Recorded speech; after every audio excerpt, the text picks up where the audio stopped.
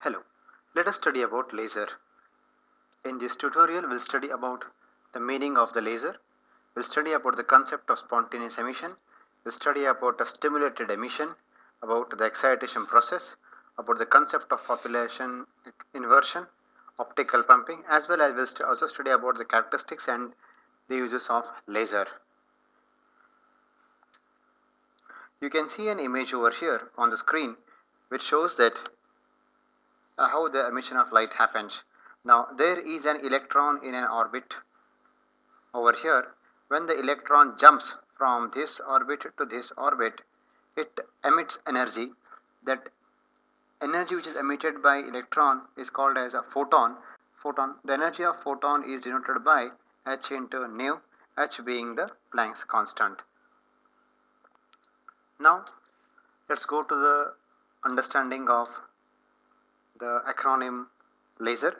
Laser stands for light amplification by stimulated emission of radiation. A careful reading of this acronym will help us to understand the meaning of the entire concept. It says that the light is being amplified. How it is done? This is a process, you can write. This is a process. How it is done? It is done by the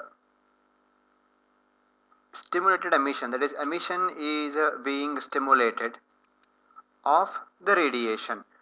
When the emission of the electron of a radiation is stimulated, then the amplification of the light happens. This entire process is termed as light amplification by stimulated emission of radiation. So what is a laser then? It is actually a device. It is a device to produce highly intense narrow beam of monochromatic light. Monochromatic light in the sense the light which has got a same wavelength. It is a highly intense and it is narrow beam. The important point about laser is it travels long distances without spreading. Since it is monochromatic, it doesn't spread at all and has enormous power density as high as 10 raised to 8 watt per centimeter square. Now what is this power density? Power density is nothing but the energy. For example, the energy incident on a unit area in 1 second. In 1 second, how much energy is incident on this area is called as power density. Now let us go on to understand the concept of spontaneous emission. The spontaneous emission states that when electron jumps from higher orbit to the lower orbit, it emits photon of energy h nu. Since this process happens spontaneously, it is called as spontaneous emission. Now look at the diagram over here. When an electron jumps from an energy orbit E2 to a lower energy orbit E1, in the process it emits a photon h nu. For example, this is a photon h nu. The process happens itself and it happens spontaneously. It is called as spontaneous emission. Now that is excitation. If a photon of energy h nu it falls on an atom, see, then the electron in the atom absorbs its energy and it moves to the high and it moves from lower energy state to higher energy state. This is called as excitation. You can see a figure over here. Now these are the set of electrons, or you can say atoms, in the ground state at lower energy state. Now if an energy h nu, for example, if energy h nu is incident on these atoms in the lower energy state, then the electrons over here, see electrons, these are the electrons E1, E2, E3. These electrons, single photon is emitted by a single electron. Now the electron over here, it absorbs this energy and it jumps to the higher energy state, which is called as a highly excited state. Now this process of moving from a lower energy level to a higher energy level by the absorption of the incident photon by an electron is called as an excitation. Now let us go to a concept called as stimulated emission. An electron in the higher energy level, for example, if an electron is there in this level, look at this diagram, an electron in a higher energy level may remain there at this level for some amount of time.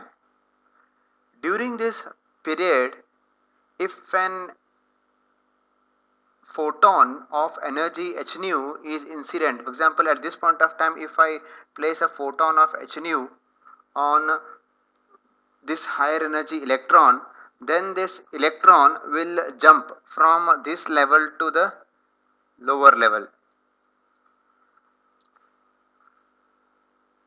Okay, and during this process will again emit an energy equal to h nu. The beginning a photon of energy h nu was incident on it.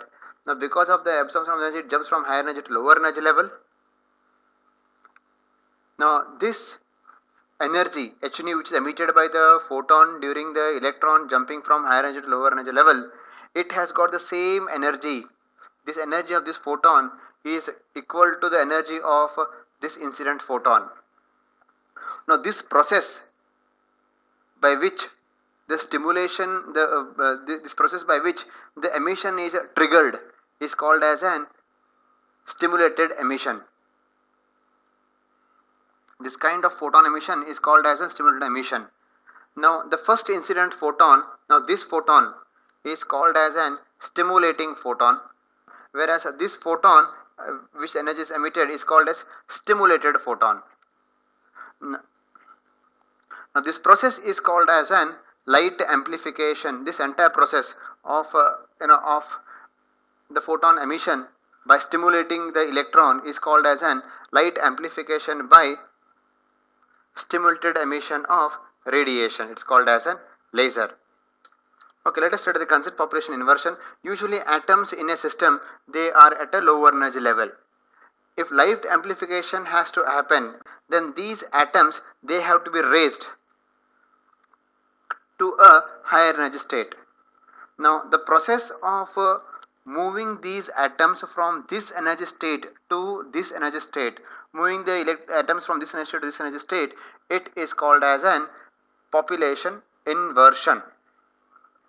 Now for the population inversion to happen, then I have to supply these atoms with an energy. This energy will be supplied from an external source, and the process of supplying energy from an external source for the process of population inversion is called as an optical pumping. There's one more figure over here, you can see it over here. It reads that if a significant population inversion exists, then stimulated emission can produce significant light amplification. Photons produced by stimulated emission have a definite phase relationship, produces coherent light. Now once this population inversion attained to a sufficient extent, now laser process is started by a stray photon of suitable energy. Photon amplification takes place by stimulated emission. These photons are made to come out in a direction as a narrow beam. That's how the entire process takes place. Now let us go on to understand the working of an helium neon gas laser. You can see it over here. A mixture of, you can see it in this figure, a mixture of helium and neon in a definite proportion is filled in a narrow discharge cylindrical tube. Now this is a narrow discharge cylindrical tube. A definite proportion of helium and neon gas is taken, is put into that. There are two mirrors which are connected to the ends of this discharge tube. One is 100% reflective mirror, the other one is 95% reflective mirror.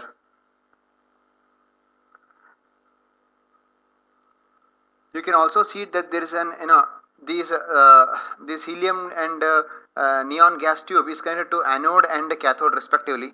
That is, the mixture of helium neon in the cylinder, it is ionized by passing a direct current. You can see it, direct current being connected to this one. This provides the energy required for optical pumping and the resulting population inversion. Now, during the stimulated emissions, the photons will travel. When the moment this energy is supplied from here, energy starts moving in this direction, the photons will be emitted and they will start traveling.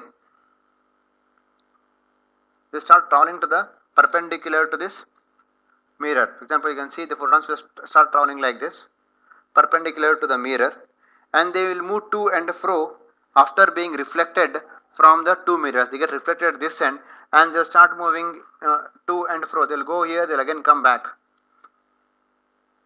Now, due to the multiple reflections, you can see the reflections will happen several times over there. The intensity of the light increases.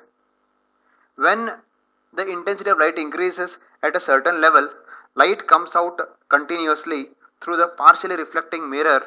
The light comes out, will start coming out continuously in the form of a narrow beam from the partially reflecting mirror in the form of a monochromatic light. Now let us go on to understand the characteristics of laser. Now laser, as we saw it, it is monochromatic, that is it is unidirectional, while the normal light it spreads, it is multidirectional. You can see a figure over here, normal light waves. Now you can see that the multiple wavelengths, it is diverged. So you can see the waves over here, they are not parallel and they are dispersed. That is they go into different directions. Whereas the laser waves, they are monochromatic. You can see it over here, that is unidirectional, that is, and they have got the same wavelength and they are coherent and they are collimated, that is they are parallel to each other and they are non-diverging. The first thing. Second thing is laser is monochromatic, that is it is having a single wavelength, while ordinary light is polychromatic.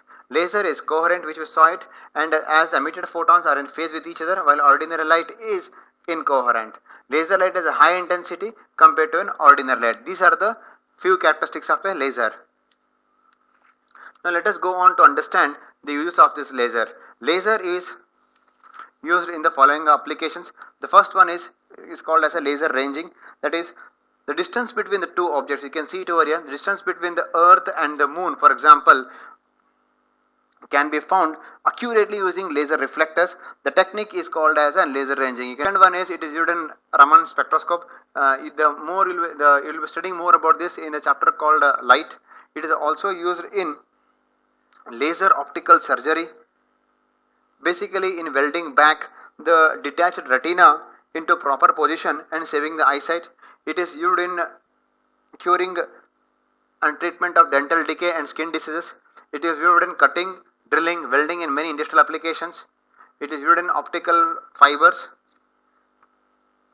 The technique of using the laser into optical fibers has revolutionized the modern communication system, which we are using it, which we are seeing it in everyday lives now. And laser is used in the measurement of pollutants in the atmosphere, as well as it is used in holography and its applications. You can see the image over here, the laser optimized fiber. You can see a laser being used as a cutting tool over here. You can see the laser being used in welding. This is how it is used in welding operations. The image down there shows how it is being used in drilling operations. Now this is one of the examples of welding operations. This completes the concept laser. Thank you.